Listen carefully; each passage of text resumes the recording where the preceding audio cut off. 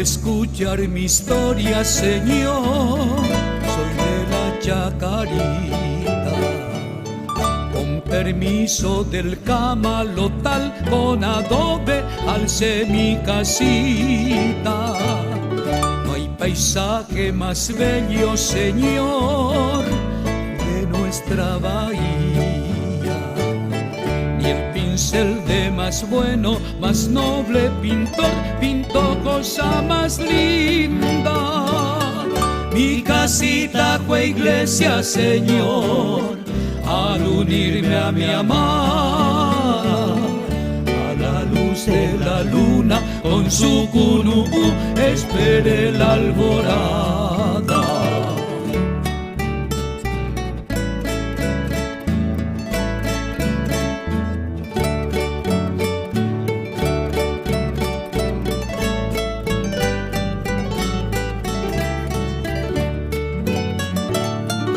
En el charco más grande, Señor, hay música de ranas. El Yuipacoba canta su letanía prendido a una rama. En el río modula su voz doliente una guarania. En canoa de penas remó un pescador su angustioso mañana.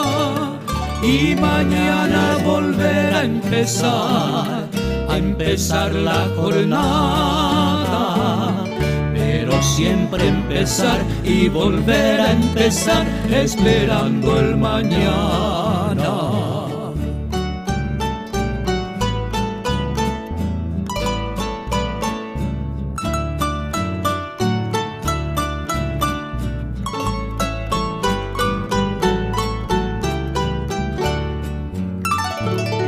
Pero toda esa estampa borró la lluvia del verano.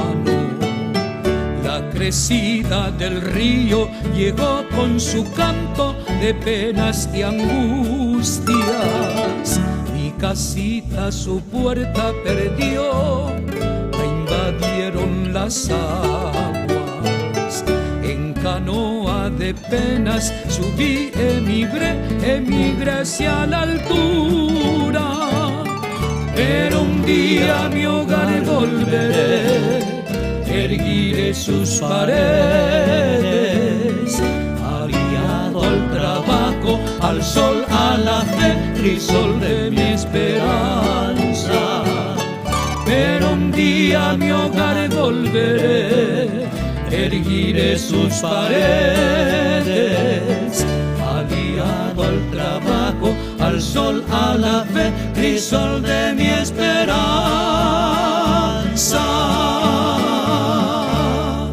Soy de la Chacarita,